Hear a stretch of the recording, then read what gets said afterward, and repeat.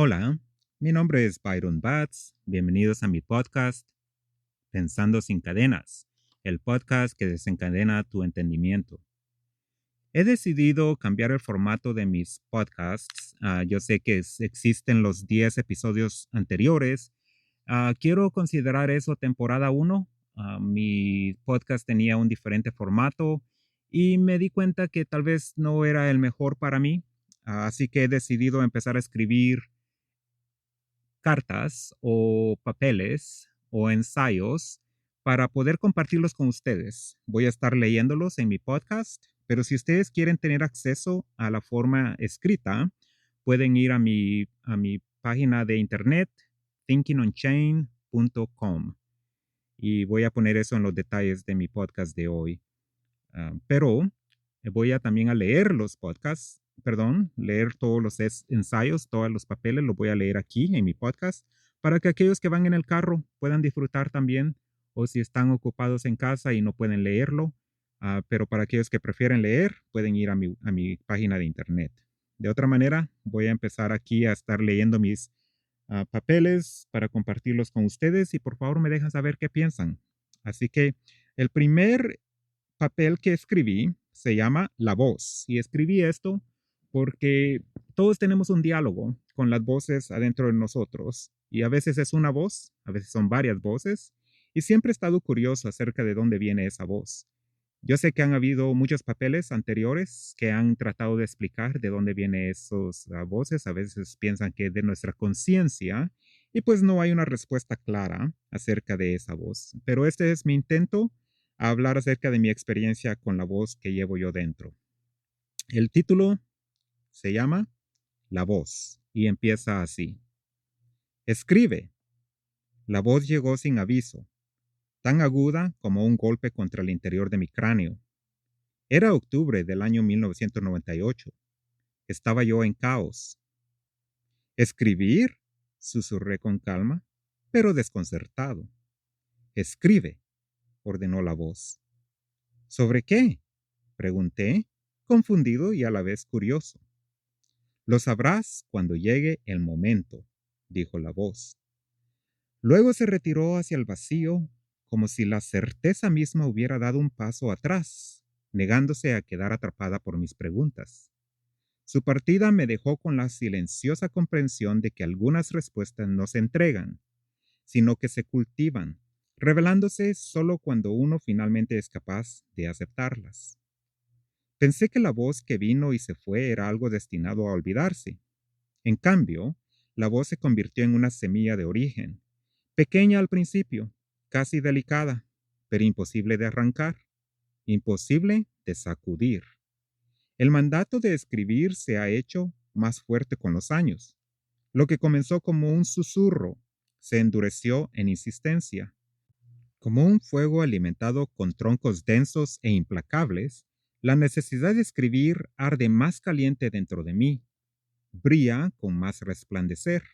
Cada pensamiento se vuelve yesca, cada idea combustible. Ya no es una sugerencia, es una fuerza dándose forma a través de mí. Ahora es en enero del año 2026, tengo yo 50 años. El caos ya no existe, se ha convertido en una sombra de mi pasado solamente. Una sola voz se ha transformado en muchas, cada una con su propio mandato. Escribe sobre esto, insiste una. No, responde otra. Escribe sobre esto mejor. Una tercera interviene, o sobre esto.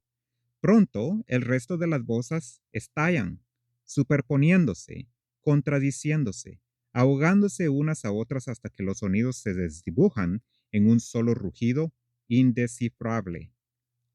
Solo se aquietan cuando escribo, como si la página misma fuera un umbral que no se atreven a cruzar, como espectadores, como lectores, como fragmentos curiosos de algo más grande que yo. Las voces se reúnen a mi lado, esperando a ver qué forma tomará el pensamiento cuando abandone mi mente y entre en el mundo. Su silencio no es ausencia, su silencio es atención. Entonces una voz da un paso al frente, no que es elegida, sino que llega, del mismo modo en que una verdad llega cuando está lista. Yo escucho, ella habla. Y al escribir, descubro que la voz nunca estuvo separada de mí, pero tampoco fue enteramente mía. Es el mundo pensando a través de mí y yo pensando a través del mundo. Me siento en paz. La conversación comienza lenta, casi tímidamente, entre mí y la voz que da un paso al frente. Le hago preguntas. No siempre responde. A menudo ofrece solo teorías, posibilidades, verdades a medio formar. Me recuerda que el mensaje que recibo puede estar equivocado, que saber nunca es tan simple como querer saber. Sin embargo, en esa incertidumbre algo se abre. El diálogo deja de ser una búsqueda de respuestas y se convierte en el acto de presenciar el pensamiento mientras se despliega. Dos partes de la misma mente encontrándose en el espacio silencioso donde nacen las ideas. Me dice que muchos antes que yo han sostenido estas mismas conversaciones con la voz.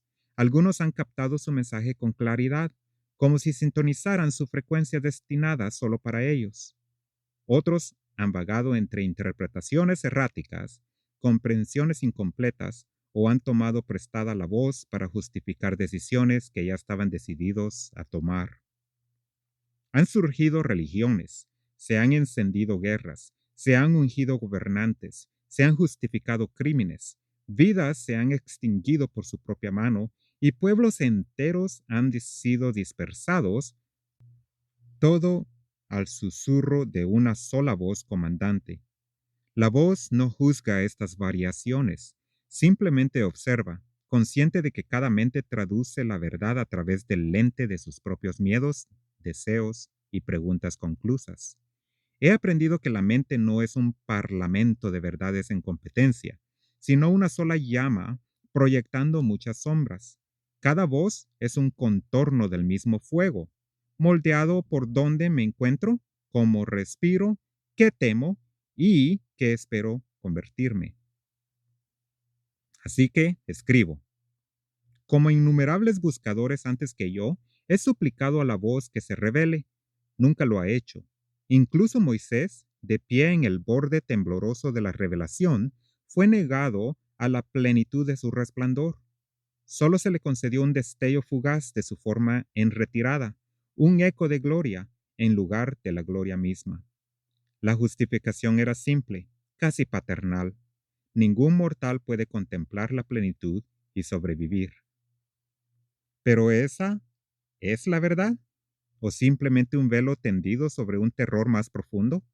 Quizá la voz no estaba protegiendo a la humanidad de su brío, sino ocultando algo mucho más complejo, su esencia más desnuda. El bien absoluto que nos cegaría, el mal absoluto que nos desharía, el odio más puro, el amor más puro, el sufrimiento más puro, la alegría más pura. La totalidad de todos los opuestos fundidos en una sola presencia abrumadora. Tal vez la voz se negó no por misericordia, sino porque su naturaleza es una convergencia de extremos que la mente humana no puede presenciar sin quebrarse. Quizá lo que yo llamo la voz es simplemente el nombre que doy a lo que yace más allá del perímetro de la cordura. Y sin embargo, persiste la posibilidad de que la voz sea visible en el espejo, no como mi reflejo, sino como aquello que observa desde lo profundo de él. No escribo como un profeta, ni como un traductor de algunas escrituras ocultas, sino como un caminante que traza el mapa del terreno cambiante interior. Escribo porque el acto mismo es una forma de escuchar, porque cada frase es una puerta hacia una habitación cuya existencia yo desconocía. No busco entregar certeza. La certeza es una jaula disfrazada de claridad.